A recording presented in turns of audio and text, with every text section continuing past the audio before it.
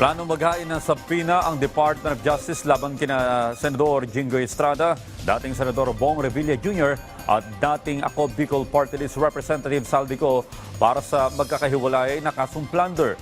Samantala, nakipagtulungan pa rin ang DPWH sa iba't ibang ahensya ng pamahalaan upang tiyaking may mananagot sa mga maanumalyang flood control projects. Ang detalye sa report ni Vel Custodio. Maglalabas ang Department of Justice ng subpoena para sa magkakahiwalay na plunder complaints laban kina Senator Jinggoy Estrada, dating Senador Bong Revilla at dating Ako Bicol Party List Representative Zaldico ngayong linggo. Ayon kay Prosecutor General Richard Fadulyon, posibleng simulan ang preliminary hearing sa katapusan ng buwan. Tinutukan po muna natin yung mga ghost projects na sinasabi nila sa 1st District ng Bulacan dahil sa ito po yung mas madaling tukuyin, mas madaling makita, mas madaling alamin at mas madaling maberipika.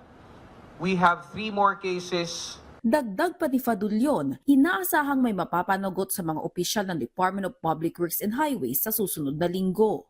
Now, there are 6 cases involving other contractors, Wawaw, Top Notch, which are undergoing preliminary investigation sa ngayon. Ayon naman kay DPWH Secretary Vince Tison, patuloy silang nakikipagtulungan sa DOJ, Office of the Ombudsman, Independent Commission for Infrastructure at National Bureau of Investigation para tiyaking may managot sa mga umano'y maanumalyang infrastructure projects. Nitong Martes lamang, tumestigo si Secretary Dizon sa Sandigan Bayan kaugnay na umano'y substandard project ni Zaldico sa Oriental Mindoro.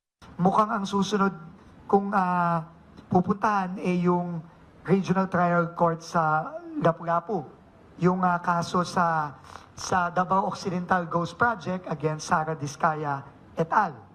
No? So, dahil po ang DPWH po mismo ang complainant doon. So, tuloy-tuloy po yan. Wala pong tigil yan. No? At ang aming coordination sa DOJ, sa Ombudsman, tuloy-tuloy. Tiniyak naman ng kalihim na sa kabila ng mga issue, patuloy pa rin ang trabaho ng DPWH para maisaayos at mapaganda ang mga proyektong pang-infrastruktura. Vel Custodio para sa Pambansang TV sa Bagong Pilipinas.